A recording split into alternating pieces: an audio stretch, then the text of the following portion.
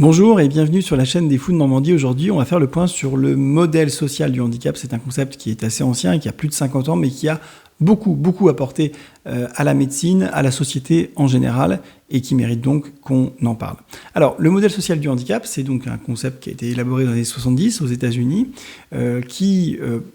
pour faire les grandes lignes, vous aurez plus de détails dans la description de cette vidéo et des liens vers des articles qui sont vraiment très intéressants et très détaillés. Dans les grandes lignes, l'idée, c'est de dire que quelqu'un qui souffre d'un handicap, eh bien, il y a une partie de cet handicap qui est intrinsèque, à sa condition. Je sais pas, moi par exemple, on vous a coupé une jambe parce que vous avez eu un accident de voiture ou parce que vous avez un diabète qui nécessite qu'on vous coupe la jambe, eh bien, il y a un handicap intrinsèque, c'est-à-dire que le fait d'avoir une jambe en moins, c'est handicapant en général, d'accord ? Mais il y a l'idée aussi que la société, finalement, peut parfois mettre des barrières et des problèmes supplémentaires face à un handicap donné. C'est-à-dire que, par exemple, si la société ne s'organise pas pour que les personnes à mobilité réduite puissent accéder facilement à tous les endroits dont elles ont besoin et dont elles ont envie, eh bien, finalement, vous allez rajouter au handicap intrinsèque un handicap social, un handicap organisé, c'est pas volontaire, mais en tout cas généré par la société, et que la société pourrait, plus ou moins facilement d'ailleurs, modifier et permettre de faire disparaître, en tout cas une partie, encore une fois, du handicap généré par l'interaction entre votre situation particulière, par exemple le fait d'avoir une jambe en moins, et l'environnement tel qu'il est à un instant T. Cet environnement, s'il se modifie, eh bien, le problème, par exemple, précis de l'accessibilité, par exemple, eh bien, va disparaître, et donc vous serez toujours évidemment handicapé intrinsèquement par votre jambe en moins, mais vous souffrirez pas du fait d'être exclu des endroits où vous avez envie d'aller et où il n'y avait pas de possibilité d'aller en raison d'un manque d'accès aux personnes souffrant d'un handicap moteur.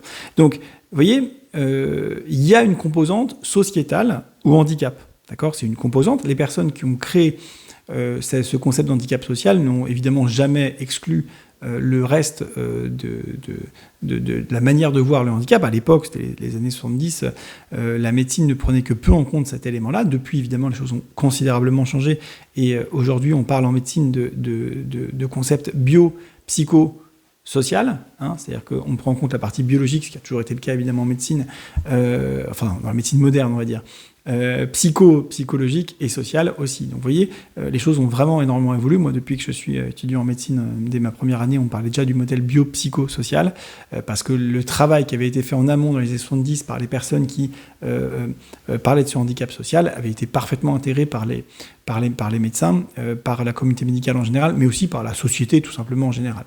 Donc le modèle social du handicap, c'est quelque chose qui a vraiment révolutionné notre société.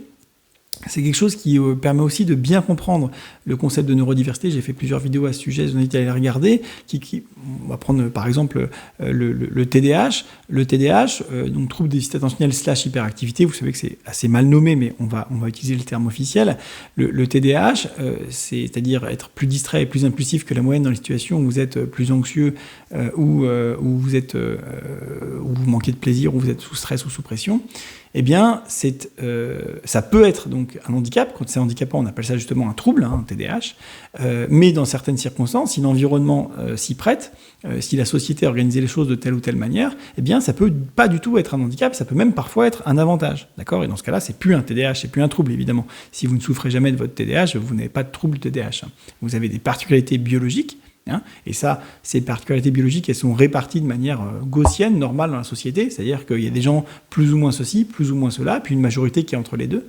Et il faut comprendre que, par exemple, un enfant qui a une biologie qui correspondrait potentiellement à un TDAH, mais qui a un environnement extrêmement favorable, extrêmement adapté à ses particularités, et qui ne va pas à l'encontre de ses particularités, ne souffrira jamais d'un TDAH au sens strict. En fait, il ira bien, et il passera tout à fait, entre guillemets, entre les mailles du filet, parce qu'en fait, il n'y a pas de raison qu'il soit pris dans le filet du diagnostic psychiatrique. Il va bien, donc il n'y a pas de raison de... Voilà. Par contre, on peut se rendre compte qu'à un moment donné dans sa vie, si les circonstances changent, s'il change de société, s'il change d'environnement, eh bien, là, la même personne avec la même biologie, le même psychisme, la même biologie, un biopsycho, eh bien, l'aspect social dans lequel il va arriver va générer un handicap, va générer une souffrance et va générer donc éventuellement une consultation, un diagnostic de TDAH. Donc, voyez que c'est aussi important de bien comprendre que l'aspect environnemental peut intrinsèquement générer un trouble ou faire en sorte que ce trouble n'existe pas du tout et que la personne soit parfaitement insérée. Et c'est vraiment très très important, très au cœur du concept de neurodiversité. C'est-à-dire qu'il y a une variété de processus cognitifs qui sont répartis de manière très différente chez les gens, plus ou moins chez certains, plus ou moins chez l'autre. Tel paramètre, j'en ai plus que d'autres, et puis tel paramètre, j'en ai moins, etc. Et cette variabilité biologique, dans un environnement socialement qui n'est pas péjoratif, qui n'est pas négatif, ne va pas générer du handicap. Par contre, si vous créez un environnement extrêmement contraint, vous avez de plus en plus de personnes qui vont souffrir de cet environnement contraint et qui vont finalement être handicapées par cet environnement donné parce que leurs particularités biologiques ou psychiques, biopsycho, vont aller à l'encontre du modèle social dans lequel on vit à un instant T, et dans l'environnement social dans lequel on vit à un instant T. Donc ça, c'est vraiment, vraiment important à comprendre, l'apport considérable de la prise en compte de l'environnement social chez les personnes avec des particularités biologiques plus ou moins marquées, plus ou moins diverses, plus ou moins nombreuses d'ailleurs, et plus ou moins importantes. Donc, vraiment un grand apport de ce modèle social du handicap dans la société, dans la médecine. Je voudrais aussi vous parler de personnes qui font exprès, j'insiste, font exprès, parce que les autres, on ne peut pas leur en vouloir, mais qui font exprès de mal comprendre le modèle social du handicap et qui considèrent que le modèle social du handicap exclut ou s'oppose au modèle médical même de l'époque. D'accord ? Évidemment, plus au modèle médical aujourd'hui, parce qu'aujourd'hui, il est évidemment pris en compte, mais au modèle social, au modèle médical de l'époque, qui ne prenait pas en compte, effectivement, le handicap social.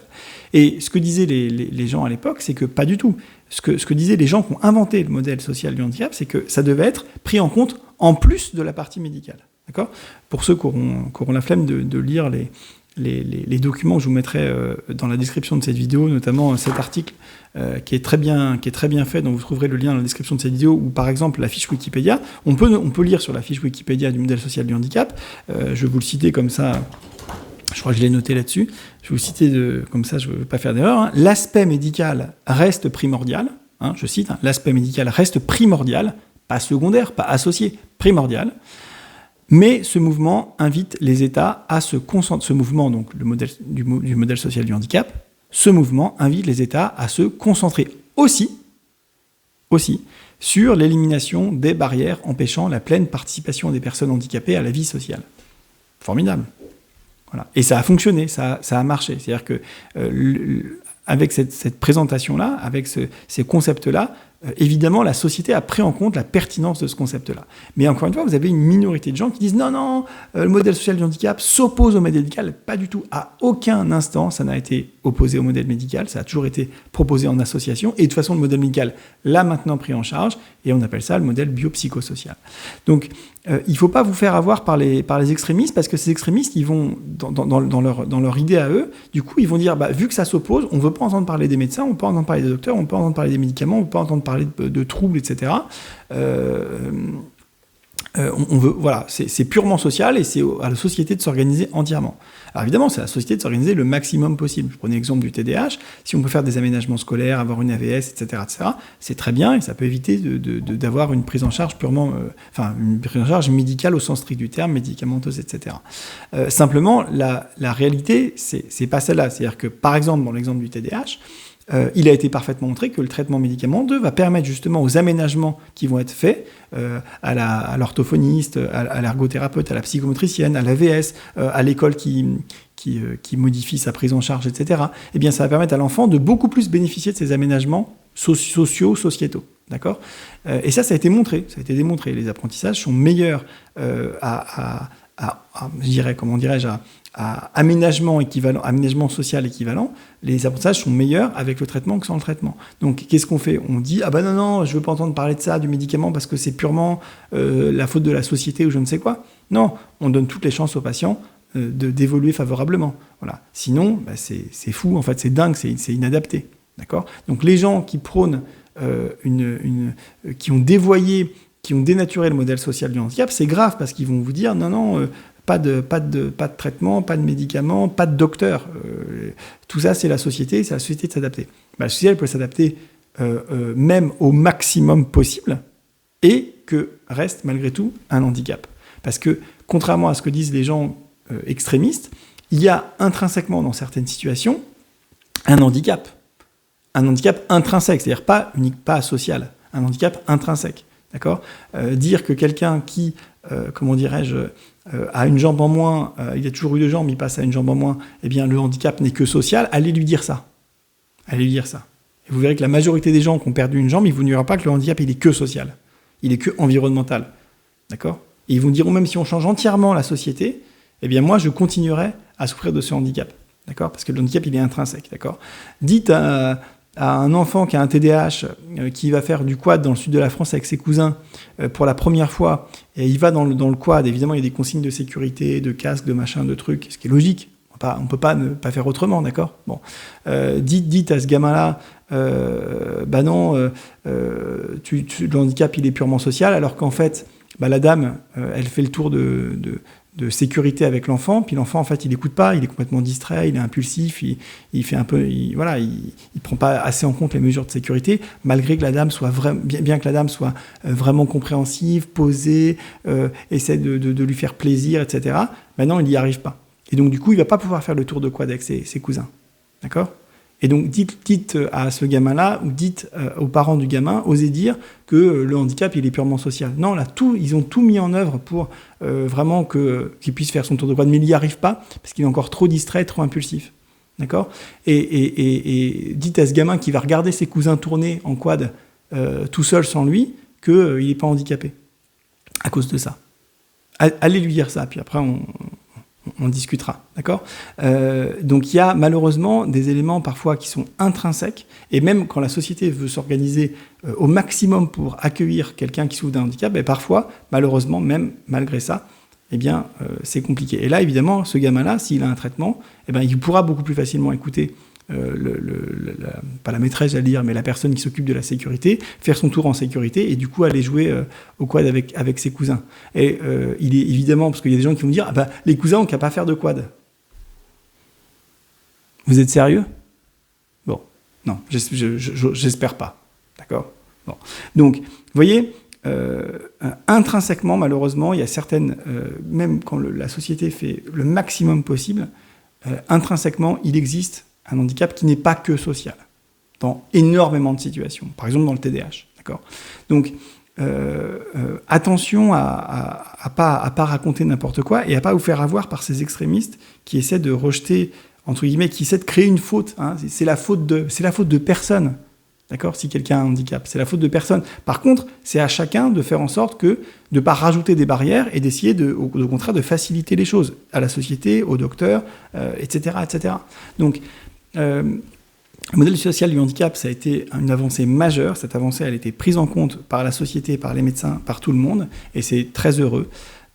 Mais ne vous laissez pas avoir par vraiment des extrémistes qui essaient de dévoyer, de dénaturer le modèle social du handicap et qui ils l'ont compris, mais ils essaient de vraiment l'utiliser à des fins politiques. Malheureusement, ça existe, même si c'est vraiment une petite minorité que vous devriez voir d'ailleurs dans les commentaires de cette vidéo. Je pense qu'ils se feront plaisir à venir se déchaîner dans les commentaires de cette vidéo. Il ne faut pas leur en vouloir.